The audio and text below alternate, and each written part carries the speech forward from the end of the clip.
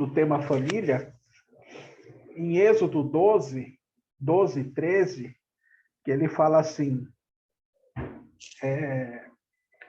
porque eu passarei por toda a terra do Egito nesta noite, e ferirei todos os primogênitos da terra do Egito, tanto do homem como do animal.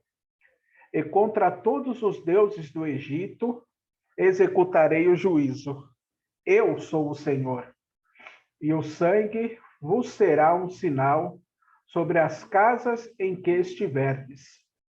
E quando eu vir o sangue, passarei sobre vós, e a praga não estará sobre vós para vos destruir, quando eu ferir a terra do Egito.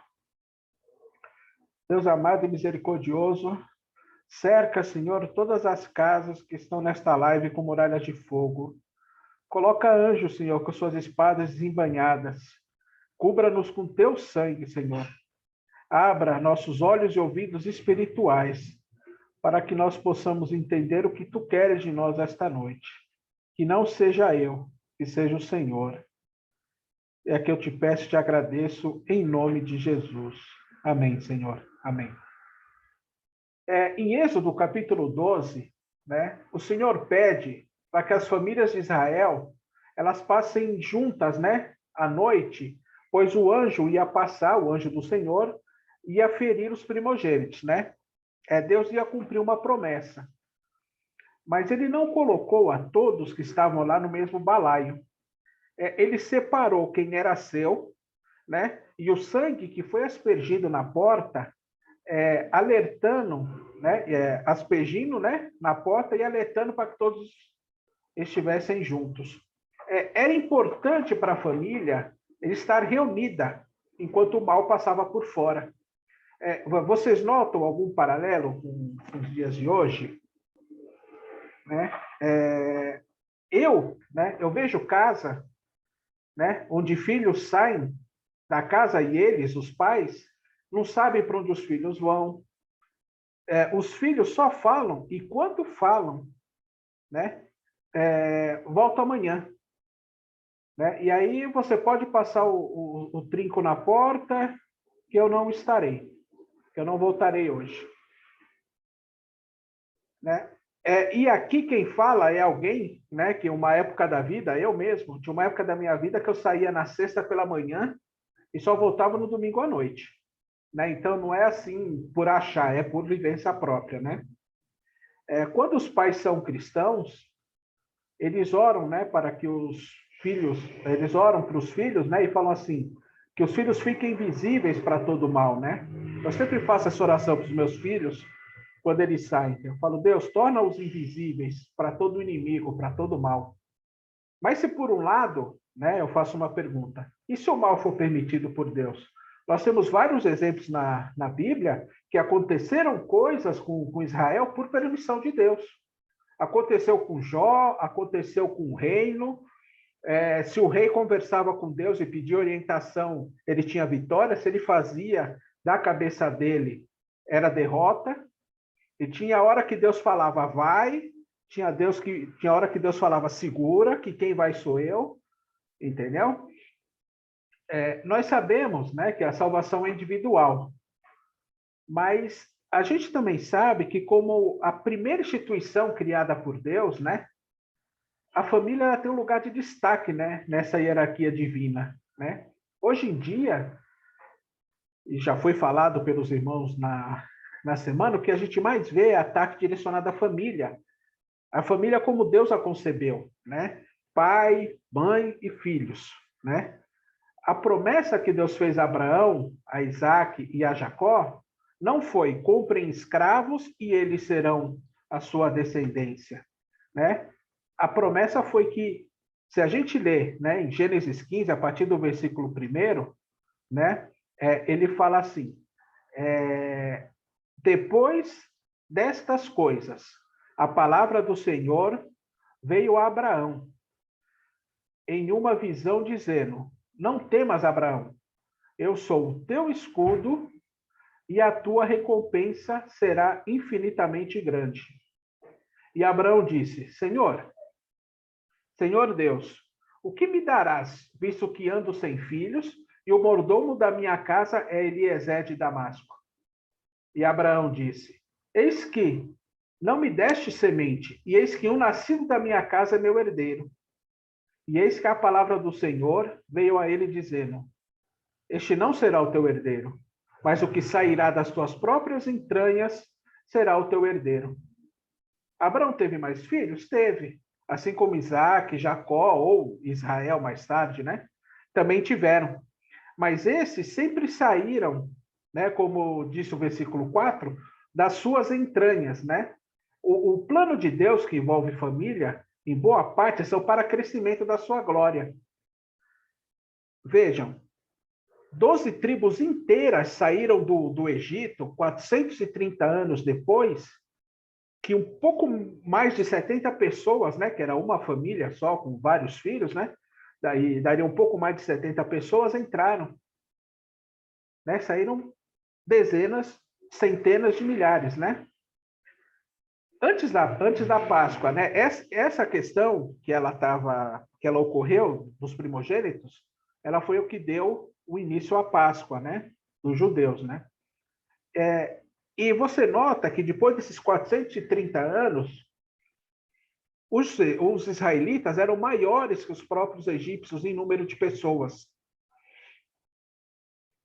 E eles estavam reunidos nas casas deles, esses israelitas, né? Eles estavam fazendo um culto nos lares deles, né? E eu insisto em repetir, que enquanto o mal passava pela rua à noite, os israelitas cultuavam a Deus, certo de que nada iria acontecer a eles, conforme a orientação de Moisés. Né? E aqui eu faço um parênteses da importância de se obedecer ao líder, né? Ao homem de Deus, porque aqui não fala que aconteceu, isso que eu vou falar, mas imaginem, Moisés vai dar instrução, né, para que todo mundo fique em casa, para que aspergisse sangue na porta, se a família fosse pequena para dividir um cordeiro, ele deu todas as instruções. Deus passou para ele, ele passou para o povo. Hoje em dia, no nosso ministério, Deus passa para o pastor Alfeu reparte conosco, né? Mas você imagina se uma parte falasse, não, esse Moisés aí está tomando muito vinho, não vai nos acontecer nada. Como que de uma hora para outra vai morrer um monte de gente, vai morrer só primogênito? Como que o pessoal vai saber quem é o mais velho, quem é o mais novo, quem é o primeiro, quem é o segundo, se forem gêmeos, quem nasceu primeiro, quem nasceu depois? Como que ia acontecer isso? Né? O que teria acontecido a essas famílias? Né? Vejam que eu estou falando na questão da obediência do líder. Né? Deus passou para o líder, que ele mesmo escolheu como líder, passou para o povo dele, né? E era esse o desejo de Deus. Não era que o povo de Israel tivesse um rei, era que Deus fosse o próprio rei do povo. Mas isso aí é uma outra, uma pregação para uma outra oportunidade que será feita, né? A família reunida, ela é importante para que nós suportemos os dias maus, né? Apesar do versículo 24 de Provérbios 18 falar assim: o homem que tem amigos deve mostrar-se amigável, e há amigo mais chegado do que um irmão. Beleza. Um amigo mais chegado que um irmão. E quando esse amigo nós conseguimos que esse amigo seja o nosso pai, a nossa mãe, o nosso filho, o nosso irmão, eu acho que a gente alcança um outro nível, né, de amizade. Se na época de Gênesis era comum, né, um homem ter várias mulheres, ter dezenas de filhos, também era fato que ele não conseguia dar atenção igual a todas as esposas e a todos os filhos, né? Como o pastor pregou no domingo de manhã, domingo passado. Vocês lembram, né? Disso. Aí eu falo, porque assim, eu corto um doce, porque eu tenho 3. Só, entre aspas, né? Só 3. né? E é muito difícil você equilibrar essa balança, né? Você imagina os mais antigos, que tinham 10, tinham 12, brincando. Eu acho que nessa questão entra um pouco que o apóstolo Paulo fala em Timóteo e depois ele fala em Tito, né? Eu sei que Deus fala, né, crescei-vos e multiplicai-vos, né? No comecinho de Gênesis, né? Mas hoje em dia não está muito assim, né? Esse alerta que o apóstolo Paulo fala em Timóteo e Tito, eu creio que é um alerta para que a gente consiga ter um tempo de qualidade, né, com todos os filhos, com a esposa, com o marido, né? E que todos consigam, né, juntos, um tempo de qualidade com Deus. Uma família unida e dentro dos padrões que o próprio Deus nos estabeleceu, né? Eu vou ler aqui Timóteo e depois Tito. 1 Timóteo 3, do 1 ao 4. Esta é uma palavra fiel. Se o homem deseja o ofício de bispo, boa obra deseja. O bispo, então, deve ser irrepreensível, marido de uma esposa, vigilante, sóbrio, de bom comportamento, dado à hospitalidade, apto a ensinar.